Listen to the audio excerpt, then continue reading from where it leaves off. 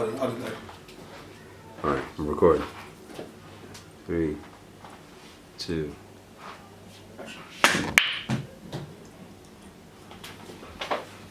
So how you been, Ange? You good? Yeah, not too bad, Dave. Yeah. How you been? I'm double busy. I forgot how hard it was, how time consuming it was writing a book. Yeah. I'm in the process of finishing off 2. Oh yeah. I'm doing 2, yeah. I've got the papers there. I've got one that ain't hard. Right. I've got one side is Yeah. a newspaper headline. Right. And then on the other side I'm telling you what really happened. And then there's the other. So it's only half a book I'm writing, the other half's newspaper cuttings. But you're in the next one. Am I? Yeah, 98 grand. I've had to write about it, you know. Get me cockshots on telly. For you, Dave, you're the man. For you. Always. He's the main star of 198 grand that is going to go on London Live in the next couple of weeks. And this is the main star of the homegrown film industry of the SE people, yeah? This is a homegrown filmmaker that it ain't going to cost me a fortune. I'll throw myself in to help him out, the house, the props, the location, anything I can do to help that man crack it off is from our manor, you know what I mean, for us. Everyone has to do, I'm just doing my bit. You know, I'm just doing my bit. I only play someone that is like me. I play Dave, and it ain't hard to get right, is it? I just play Dave. You're going, what good little actor? I went, how do you know I'm not fucking acting? It's me.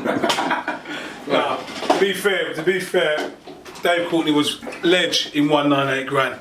He was bang on the money. I think he was casted right. He was casted as the boss, and he played it to a fucking T, by the way. So, Dave, tell us a story from your book, mate. Is there any decent stories in there that we ain't heard before? I know there's quite a few, but there's quite a few. But that's right. I ain't gonna go and fill up your little memory card with my old stories, right? But I'm enjoying life at the moment. I'm enjoying life with him. I'm getting involved in all these projects. If you haven't seen the film 198, have a look. Well, I'm not saying it's an Oscar winner, but it's good. It's good. It's homegrown talent doing it, you know what I mean? So you just got to support it, and like anything else in the world, robbing a bank, shooting someone, taking up the arse, you get better at it the next time you do it. These films are growing, you know what I mean? They're getting better. Yeah. Go. That's what matters. I think I potted, didn't I? Yes, you did. It's quite a rarity. I don't even know what I potted. Let me go for that. You're a spot. What's this? No, I'm a stripe, I think. Okay. Yeah, I think I'm a stripe. I'm not gonna pot it, am I? So. I know. How was Saturday's party, Dave? Yeah, how'd you get on? A real success. Yeah, it was good. There was about 400 or 500 here, wasn't there? Yeah, about 4 years. During the course of the thing, we put all the money in for the charity thing, we give them all the barbecue money for Lou, isn't it? For the cancer Oh thing. yeah, of course. It was Lou's thing, innit? But they came from far and wide at the weekend, they'd flown in and that, so it was a blinding one for me. People I hadn't seen for years, you know what I mean? Yeah. Blinding one for me. Yeah, a good send off, and that's the main thing. Yeah. That is the main thing. Oh, fucking hell, Dave. The short and straw. But yeah, so Dave, what you got in the pipeline film wise? I mean, how do you see your film career? You're natural, in my estimation. If people get brave enough to go, yeah, I'd have Dave in it, I'd actually play the thing quite well, but your reputation, I'm afraid, stays with you, the good and the bad. Yeah. Right? And they get a little bit with Dave. In a million different avenues, you know what I mean? They get a bit, you know, well, you was like that when you was 35, I'm fucking 60 now, mate. You look fucking great for 60. I'm telling you. I feel pretty good for 60 as it happens. Yeah. Ow. In terms of like, you was telling me a story once about the truth about Guy. No, what happened was Guy Ritchie actually see us out one day, actually caught a little glimpse of Dave Courtney on some blur, all the chaps was out, I was holding court, and he actually based his whole film career on what he saw that night, which is what he told me, which was gangsters, black and white, all in fancy suits that made crime palatable to the public because we kept it funny. He's based his whole fucking career on that thing, right? And I had the part of playing Bricktop in it. Vinnie Jones played me, and we was all been up for the audition. I was reading the scripts and all that, and then the man with the money strings went, "Oh, you can't have Dave Courtney in it. You know, he's got past this, like, you can't glamorise crime and all that. I'm not glamorising crime, I'm glamorising Dave, dickhead. Right? You know what I mean? Look, what? I only go crime don't pay. Yeah, that's right. But after that, they went, you can't have Dave Courtney in it. So he dropped me out of it. I didn't mind. Then he done the audition for Snatch in my back garden. He's here, there's all the pictures in the book. Picture of my mates to play gangsters, but couldn't have me in it again because it's Dave Courtney. Yeah, you know, but it hurts me. It's held me back. It hurts me. So I made my own film. I've done that Hell to Pay. Took it to Cannes, won Best of Group. Done the whole thing. Brought it back to England, and they went, "You can't glamorise crime. We're going to ban it. Couldn't even have it in blockbusters." My new books. They went, "Virgin, we can publish a book, but I can't do any advertising. I'll put a poster up saying Dave's got a new book out because the poster is glamorising crime. Right. So I can publicise it, but can't." It's like, wow, they've closed you down. You don't realise the penalty you pay for being a criminal, you pay for the rest of your life. Yeah. And I'm still paying for it now. You're tainted with it. You're tainted with that sort of cloth. Yeah, stand by there. How do you think Vinnie Jones got on playing you? I think he played a good part. Listen, Vinnie Jones didn't get famous. Right. What was his name in it? Big Chris. Big Chris got famous. The character. Yeah. I'll show you a million fucking videos of Vinnie Jones when he was on Grandstand. He don't talk like that as a footballer. He grab Gaz's nuts, kick a few people in the shin, fuck off to people in the crowd. He ain't a fucking gangster. Yeah. So I'll show you how he talks before he made that one film. And after that one film was made, when they went cut, it's all finished, he carried on playing the character in real life. Right. And that's what the public fell in love with. They fell in love with Vinnie Jones. Well, Vinnie Jones ain't like that. He's a knob. Yeah. You know, he lives in the country. He does grass shooting and doesn't understand the council estate life, drug life, prison life, gang life. He's never been in it. He just does that with his eyebrows. But eyebrows ain't fucking scary. If you're not scaring me, doing that ain't gonna scare me. I'm not frightened of eyebrows. Oh, that's me. So he just carried on playing Dave Courtney in real life when the film finished. Yeah. Right. That's It's true, why you're right. I mean, don't get me wrong, he dated naturally, in fairness to Vinnie. He looks quite natural, maybe because it's his size and the way he carries himself. Or well, you think he looks like that? No, well, I think it's Guy Ritchie, maybe Guy Ritchie's directing skills made him look better than what he was. Do you know what I mean? But well, I'm not saying that shit. But I know what you mean, yeah, but he's playing you. Have you ever seen him in a part that he was good? Have you ever seen him in any film that you say, no? Ever? I think Lockstock was a good film all round. And he's not allowed to see me because they can't have Vinnie Jones hanging around with a real one because judged by the company you keep, you know, and all that. So he's never even said hello, thank you, nothing. I started his whole career. I want to grab his nuts. What do you think about Lenny Mclean, Dave? I mean, I've heard stories that he was the hardest. He was the hardest, yeah. Without a doubt, Lenny Mclean was one of the best fighters I've ever seen, and I will stand by my word and go, you'll never ever get another Lenny Mclean. Right. You'll never get another good fighter. But Lenny Mclean was of an era when, as a doorman, if your doorman lost a fight, the manager sacked you and got a better fighter. Yeah. Right? So Lenny Mclean's fighting, while there was all the football violence and all that going on during that period, he was having 4 or 5 fights a night, 5 nights a week, for 20 years. So by the time me and you bumped into him, he was fucking good. Well, nowadays, you're not even allowed to hit anyone back once as a doorman because they've got your name, address, blood group, photograph, and all that. And if you hit anyone back once, you're sacked. So how the fuck are you supposed to be good at something that you're not allowed to do? Fight, right?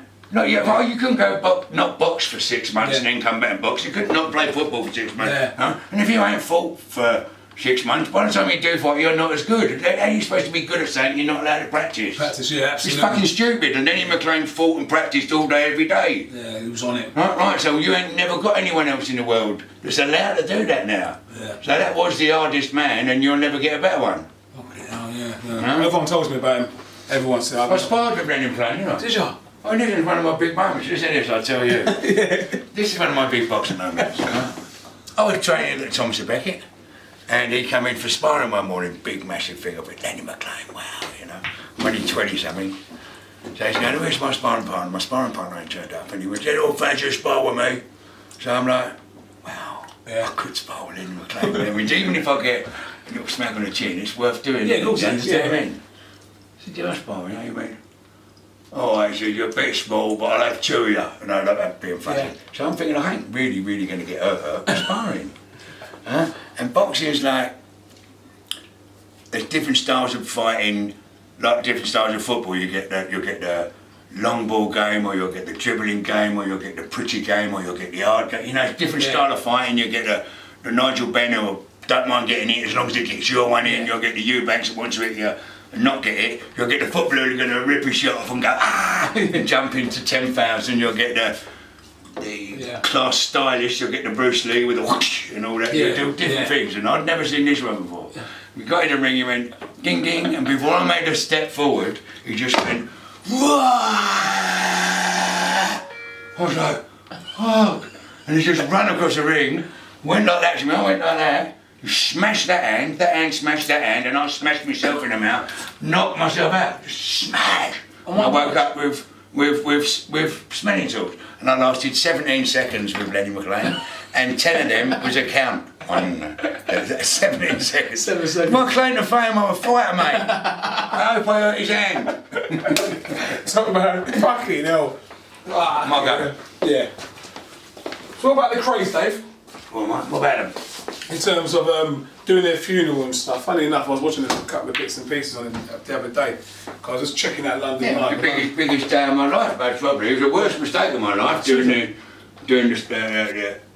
security for the Krays. Yeah. Because it got me under such scrutiny from the authorities and the police. I got 150 of what I thought was the most hand-picked naughty bunch of people I could possibly get to do the security for the Krays funeral. It's being looked at for the rest of the world. Yeah, of course. You know, the monarch of the British underworld. So I actually took it on board as my little Union Jack for England. You know what I mean? I'm representing. Yeah, but what I'm actually doing is looking at the police are looking at all of that, analysing it, and everyone I've got working for me has got their own criminal CV. Yeah. And it's Mr Newcastle, Mr Glasgow, Mr Brighton, Mr Liverpool, Mr Manchester, all working for that bloke. That's organised crime. Yeah, of course it is. All coming down to England to celebrate the life of a criminal for being a criminal. And even often these little firms didn't get on, they were shooting each other, but on that day, everyone just for the boss and all that, yeah.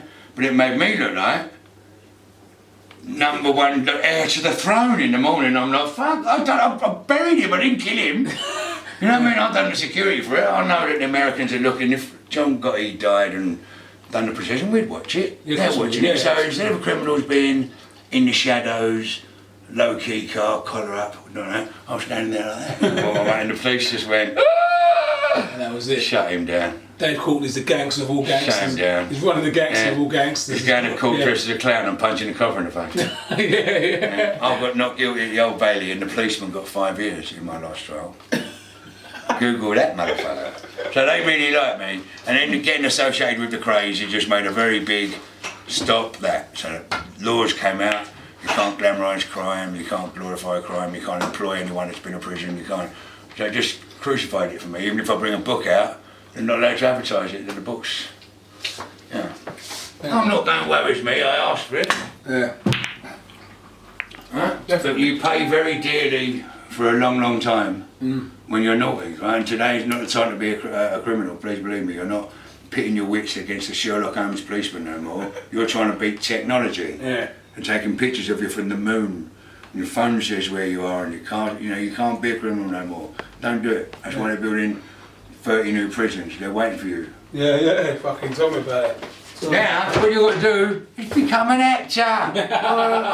or whatever. Entertainment is the way forward. It gives you the money, the lifestyle that the gangsters want, all the recognition, the ladies, the flash cars. Entertainment world. Right? Have a crack at that, not the crime world. You'll come unstuck. Please. I totally agree with you, Dave. In terms of like Frankie Fraser, I saw some bits in Onya talking about Frankie, Mad Frankie. Yeah. Is half of his stories fake? Most of his stories are fake. Listen, the truth is this. Yeah. He's famous for doing 47 years in prison. Yeah. Not in one big long sentence. He got caught every fucking thing he ever done. Yeah. 9 and 7. So now he's got caught for 47 years in prison. I'm supposed to go, wow, look, you're a proper G, yeah, you got caught everything. And he's known as the Richardson's man, and all that story was he was a dickhead. they was giving someone an hiding, had a bag over his head, and he's the one that took the bag off, so the bloke saw Frank.